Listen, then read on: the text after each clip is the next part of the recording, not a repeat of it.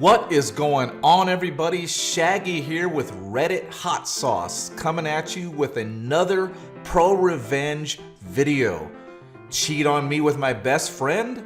I'll wreck your career and publicly humiliate both of you. Let's nosedive right into this one. And hey, throw me some hot sauce love and hit that subscribe button right now so I can continue bringing you great Reddit videos just like this one. Go ahead, hit that button now, I'll wait. Alright, let's kick it into gear. Shithead and Sarah have been like family to my wife and I for several years, practically ever since we moved in across the street from them. The four of us were extremely tight. Our kids are the same age as theirs and are all good friends. We were one big family unit. We did dinner together a few times a week. We went on vacations together. I truly saw Shithead as a brother, and my wife and Sarah were very close too. 5 months ago, I was completely blindsided by the discovery of an affair between my wife and Shithead. My wife had left her email open on our computer, and I saw an email from her to her longtime therapist saying that Shithead would be joining her at an upcoming session again. What the f? My mind started racing. Why in the world would Shithead be going to her therapy sessions without my knowledge? I did a search and found some other emails to and from the therapist proving that Shithead had been going to sessions together with her for about 6 weeks. I checked our mobile phone account and discovered that since late summer, they had been exchanging hundreds of texts every day, peaking at nearly 500 a day by the holidays. Speaking of the holidays, my wife and I hosted both of our families, parents, siblings, etc., for both Thanksgiving and Christmas dinner. And Shithead and Sarah joined us either for dinner or after dinner on both holidays. Text records showed that the entire time that we were at our house celebrating with our families, my wife and Shithead were texting each other across the room. They were doing that pretty much every time the four of us hung out, for months. And, you know, all day, every day, just in general. But what bothers me the most is that they were doing it with Sarah and I right there. I confronted my wife with the evidence and she admitted that yes, she and Shithead had fallen in love. It just happened. I don't know how. But I love him and I just don't feel anything for you anymore. I'm sorry. They had gone on a school district trip together, something had happened in their hotel room, and things had moved quickly from there. She explained as I lay face down on the couch, unable to look at her, that they had already made plans to move out and divorce me and Sarah. And while they didn't plan to move in together immediately because of the kids, they'd probably do so eventually.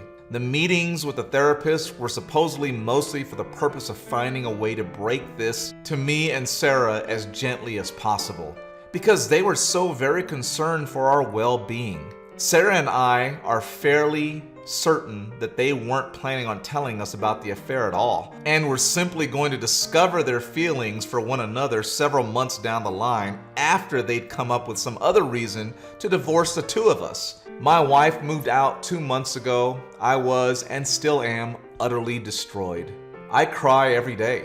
I cried writing the first few paragraphs of the story just now. I worry non-stop about the impact on our kids, but I am also not exactly a shrinking violet when I feel that I've been wronged. And in this case, I was. Objectively, very, very wronged. So a couple of years ago, Shithead ran for a board of education seat as a pretty extreme underdog. I helped him with his campaign materials and debate prep. And my wife, a well-known school district employee, this becomes important later, got the word out as best she could. Much to our surprise, he actually won in a squeaker by just a few dozen votes. Being on the board became the center of Shithead's world. He joined every committee that he could. This turned into the foundation of his affair with my wife, as they were constantly going to school events and meetings together on evenings and weekends. Once I discovered the affair, my thoughts turned pretty quickly to revenge, and it occurred to me that an extramarital affair between a member of the Board of Education and an employee of the school district was at least bad politics and possibly violated district policy. Making things far worse for them was that my wife was in the running for an open administrative position, and everyone knew that she was more or less guaranteed the job and the major pay raise that came with it.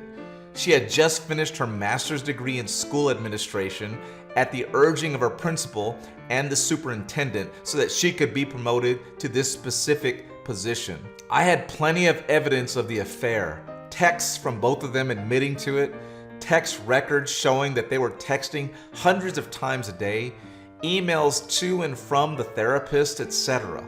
I considered simply emailing all the evidence to the board and the superintendent, but I felt like I, as the grieving, betrayed spouse, might not be seen as a credible source. So instead, I invented a fictitious, furious friend who was planning on showing up to the next board meeting and publicly shaming the two of them for their affair. I told my wife that I tried to talk this person down but couldn't guarantee that they wouldn't show up and humiliate them publicly.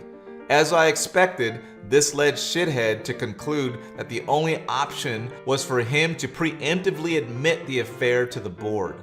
The superintendent subsequently recommended that Shithead resign, which he did. Sarah said that he was utterly humiliated and crushed and barely got out of bed for a few days afterward. Once word of the affair and Shithead's resignation started getting around, the superintendent, a longtime friend of both my wife and Shithead, contacted my wife and tearfully informed her that it was no longer politically appropriate for her to be promoted to an administrative position within the district. The position that had been lined up for her was later filled by an outside candidate. This sent waves of confusion and rumor throughout the district, as it was pretty well known that my wife was getting the job. The day after she was informed that she wasn't getting the promotion, my wife and I, despite our crumbling marriage, took our son out to breakfast together on his birthday, and a parent stopped by our table to congratulate her on her new role. She said thanks, then excused herself to go cry in the bathroom for a while. I let the dust settle for a couple of weeks, and then, right before my wife moved out, let them in on my little secret. There was never a furious friend threatening to expose them in the first place. Just me. Word of all of this has gotten around our fairly small town, which Shithead grew up in and my wife has worked in for nearly 20 years. My wife refuses to talk to me about how things are at work now, but I've heard from some people I know in the district that her formerly spotless reputation has taken a major hit. Shithead, formerly a gregarious social presence in our neighborhood and at events and pubs in town, has completely gone underground and barely emerges to mow his lawn. He's moving out soon, to a shitty little townhouse, which is all he can afford due to all the child support he's going to have to pay his wife. My wife and Shithead claim that they plan on trying to make things work together, despite all the public humiliation. I wish them lots of luck with that. I'm sure it will be a lot of fun to show their faces together in town. Answers to some common questions in the comments. Are you and Sarah a thing now? You should totally be a thing. That would be awesome. No, we're friends. We've been incredibly important to each other since this all started and have certainly gotten a lot closer, but not in the way everyone's thinking. This would all be so much harder to deal with if I didn't have her to lean on, and she says she feels the same way about me. We're going through basically the exact same situation with the same players after all. Shithead hasn't moved out yet. Once he does, we plan to go back to getting the kids together more often like they used to. It'll never be the same, of course. She already does come over with the kids from time to time, but it's just tough with Shithead's constant presence across the street. Didn't your revenge hurt both sets of kids? Not really. Shithead has a day job. The Board of Education was his hobby and his passion, but this didn't affect his income at all. And my wife has been assured that if she wants to pursue an administrative position within another district, she'll have glowing letters of recommendation from her superintendent and principal. It'll mean giving up a lot of work relationships in the process, but given the hit her reputation is taken, I'm guessing she makes that jump sooner rather than later. In the meantime, not moving to an administrative job means that she still has summers off with the kids. Getting them to press a self-destruct button. Outstanding move. Minimum effort, maximum destruction, and didn't even have to get his hands dirty. I respect that. Yeah, this isn't just your average everyday pro-revenge. This is advanced revenge. Welcome to r/advanced revenge.